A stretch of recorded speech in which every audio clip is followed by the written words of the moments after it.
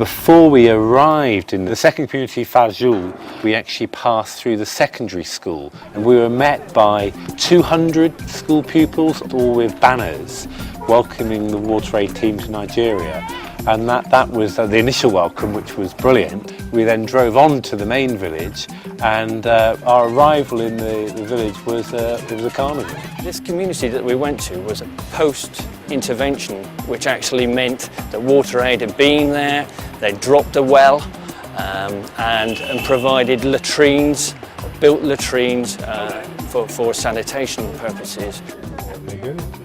Very good. That's a VIP latrine, which stands for ventilated. There's a pipe going up there, so the air flows, all the nasty odours from there goes out the back. Well, it's a lot helping, obviously keeping all the excrement in one place, keeping it away so you've got nice clean water. And it's, yeah, even this is kept rather clean, hardly any flies. Yeah, you could easily use it. We're going over to the water well, the water point, and we're going to see the well that's been put in by WaterAid about 2 years ago, I think. The well was slightly low, so it's not being used for drinking water. They're relying on a borehole elsewhere, and that water is only being used for washing. So it shows that with the WaterAid and the help of all the partners, the community has just got a lot more water awareness. It's kind of just a case of pumping it and then carrying it, which is a hell of a lot easier, and it's a lot cleaner, and I would actually drink that water as well. The community as a whole was better organised and healthier. They showed us some mats they were weaving to take to the local markets. They showed us the rope they were making. So the success story there of the clean water, it showed how the village could then spend their time trading.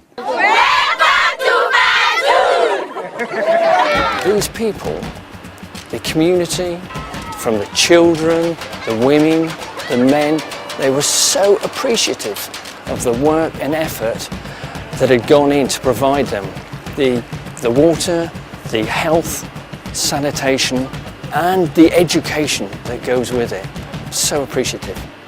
We wish you a safe journey back to your destination. Thanks and God bless.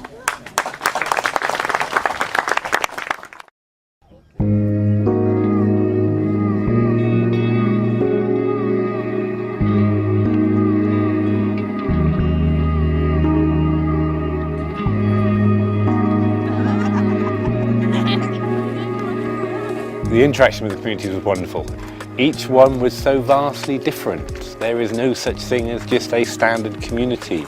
The challenges being faced by WaterAid in one region completely different from a neighbouring village. So I was a bit concerned coming here to spend a week here, you know, what sort of the situation would be like.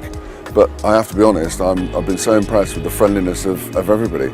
We danced, we cried, we walked around, we met people, we saw how they have very, very little. I think the main thing I'll take away from this trip is how well the money that is donated is being spent. It is not just as me as an engineer assuming you're just going to drill a borehole. It's actually providing people to train and educate the people out in the villages and disseminate that message to other villages. It is fantastic. The first thing I want to do really is sort of raise the awareness of how important this is, and hopefully carry it on and for them to sort of be my sort of charity that I choose. So if I ever do fundraising and want to do fundraising, they'd be where my money would go, because I just believe in the cause more than anything else.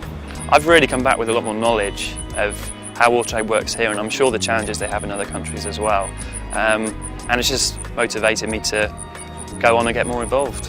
The evolution of Nigeria is going to take a long, long time and a lot more money than we can get involved with.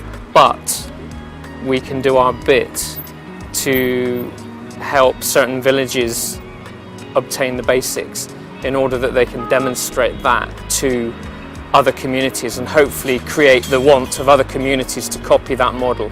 A word that I've heard a number of times over the last week, humbling. The whole experience has been very, very humbling.